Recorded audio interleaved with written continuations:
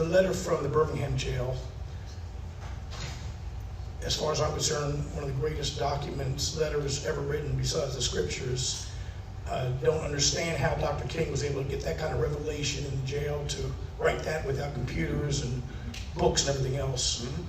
What was it like dealing with him at that time, and how about the risk that you took by taking and sneaking that letter out?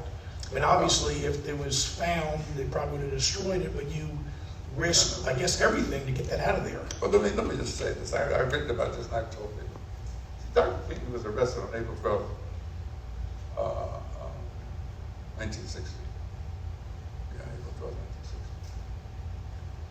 And when I went in to see him,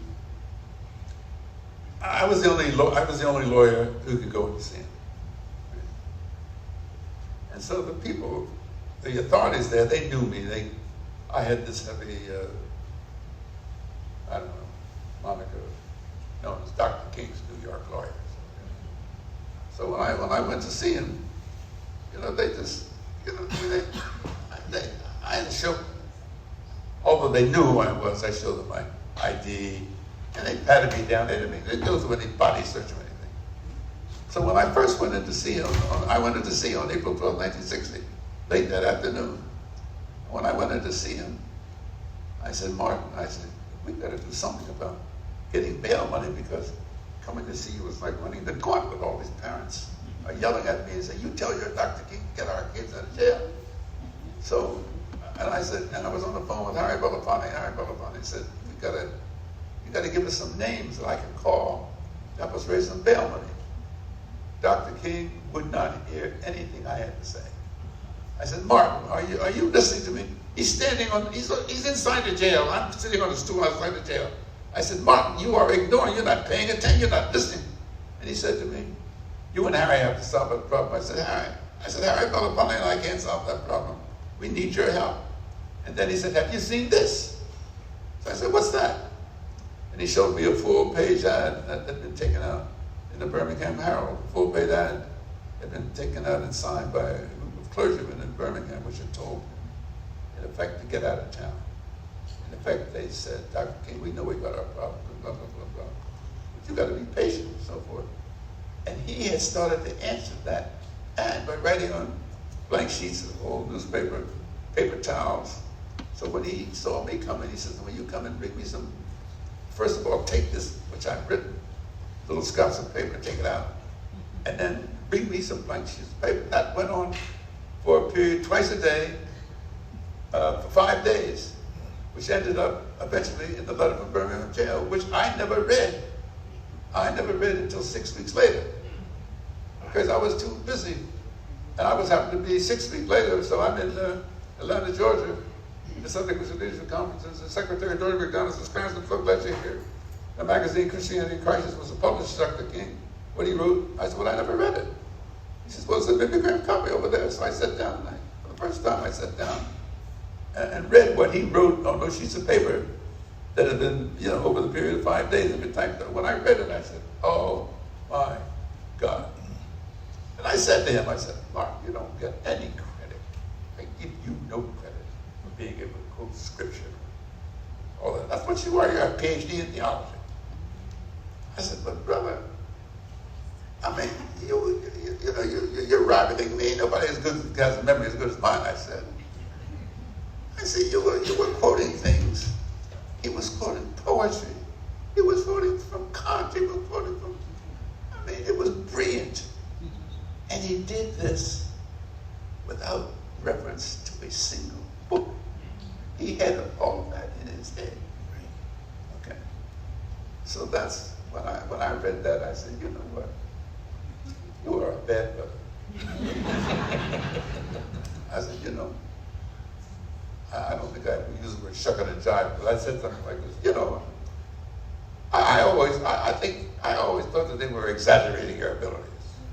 I love you, but I think, being a preacher, they exaggerate your abilities. All you Baptist preachers like the praise. You all exaggerate what I said. But in this case, Martin, I got to apologize. You are indeed a brilliant, bad brother. I sat there with my mouth open when I read what he had written. Now, finally, you said something about this nature of that. If I had to bookend Dr. King's life, right, hundreds of speeches, I had nothing to say with the sermon, none whatsoever. Speeches, so forth. I would bookend his life by 2 speeches or 2 documents. One bookend would be the letter from the Birmingham jail, written during the course of April 12th, April 20th, 1963.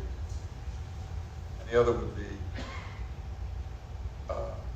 the speech he gave opposing the war in Vietnam. Okay. When he gave that speech opposing the war in Vietnam, I'm trying to remember the exact date it was, in 1968. It just blew, it was the most extraordinary thing.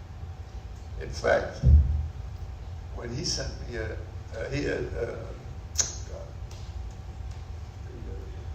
the brother helped to write the speech. When he sent me a copy by special thing that they had to tell anybody, when I read a copy of the speech and I looked, I said, hold on, Mark.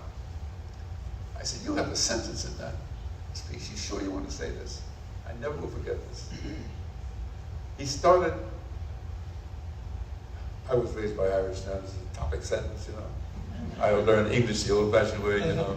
There's something called a topic sentence. After the sentence starts a paragraph. Okay. Now, you have a topic sentence, a paragraph that says, the United States is the greatest purveyor of violence in the world today, period. I said, I don't think you should start that paragraph with that sentence. I think you ought to put that sentence somewhere inside. He says, it's true, isn't it? I said, well, if you say it's true, it's true. Okay? That, as I said,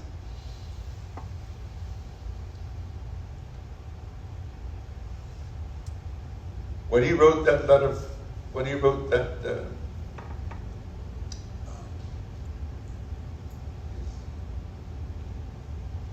call to stop the war in Vietnam, I said to Andy Young, Stanley Nevison, some other people, I said, you can begin to count the days until they're going to kill him. Wow. I said to Michael, he's not long with this one. Why? There's no way that he could write such a speech challenging the most powerful government in the world. No way he can. No. His living in that speech are not possible. Okay?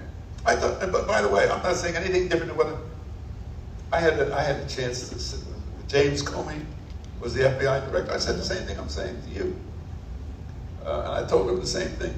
In fact, another thing I said to James Comey, which I share with you, I said, you know, Director Comey, how come when I come to see you, you know, I get in 5 minutes. But when I went to see Obama at the White House, it took me 30 minutes to get this clearance. How come it takes me 30 minutes to get to see the president and 5 minutes to see you? He says, that's because we know all about you. The White House is still trying to learn about you. I love Robert James. Anyway. Well, thank you very much. And, did you and Y.T. Walker know each other with him being from Did I know Y.T. Walker? I mean, being so close when you were in Palmyra and he was in Merchantville. Y.T. Walker, by the way, went to Virginia Union. Mm-hmm. And he was really studying to be a chemist. Did you know that? No, I did He not. was studying to be a chemist. He drafted what was called plans, whatever, our plan for what we were doing in Birmingham. Brilliant. Why, it was absolutely brilliant. In fact, I said to him, he went to Virginia Union, I think. I said, what you doing at Virginia Union? You were studying chemistry at Virginia Union. How come you end up in this, doing this stuff? He said, well, he says, see, to a sinner like you, he said, you don't understand. I got the root. I said, well, I'm a sinner, but that's okay. I get relief every day. No, Brian was pretty. But you guys both grew up together. Huh? You both grew up together miles away from each other, right? I know, yes, we did. We used to talk about that afterwards. We didn't know it. Wow. Okay? We didn't know it until after we were in SCLC together. We didn't know it. Wow. Okay? I mean, in fact, I always used to say, Dr. Peaches always got some rap. I said, do you want to be a chemist or a preacher? He said, I want to be a chemist, but now I'm a preacher. You know? I used to say to Dr. King, I said, you could be a great college and university president. You could do that. He was, what can I tell you? What can I tell you?